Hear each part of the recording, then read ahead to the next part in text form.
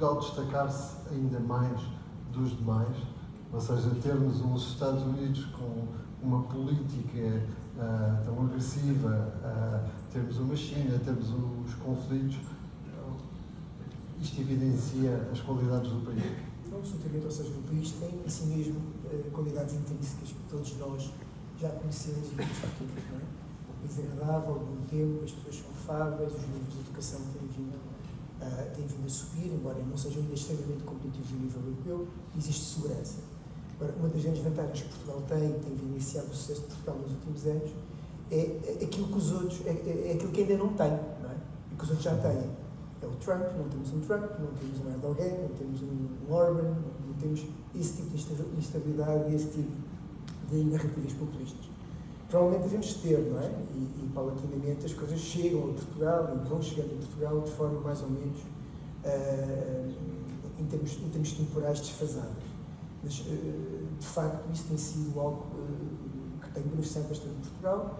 Nós temos vindo a atrair, por exemplo, quando estamos a falar das autorizações por investimento, autorizações de residência por investimento, começaram há cerca de 10 anos, com um tipo de clientes e com um perfil de clientes completamente diferente.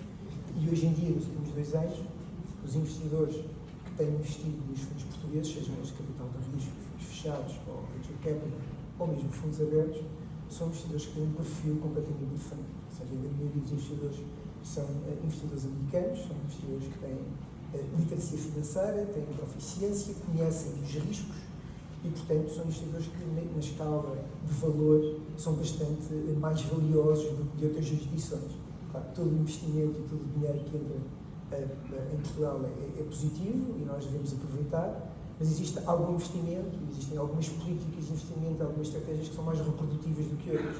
E neste caso, de facto, os investidores americanos são investidores super valiosos, primeiro, porque levantam menos problemas ao nível dos KYCs e dos AMLs. Não é? Portanto, são os Estados Unidos a inventarem o KYC e o AML, e, portanto, quando o dinheiro vem do JP Morgan ou do Bank of America, não é a mesma coisa do que vir de outro banco de outra jurisdição qualquer.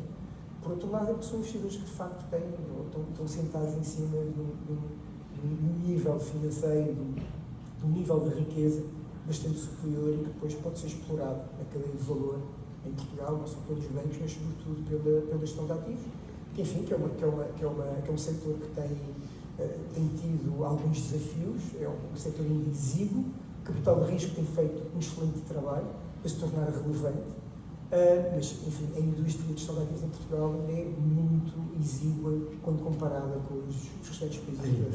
Ainda. Pedro, estamos a beneficiar então, por exemplo, como eu não estava a dizer, deste movimento, destes grandes investidores norte-americanos. Como é que os investidores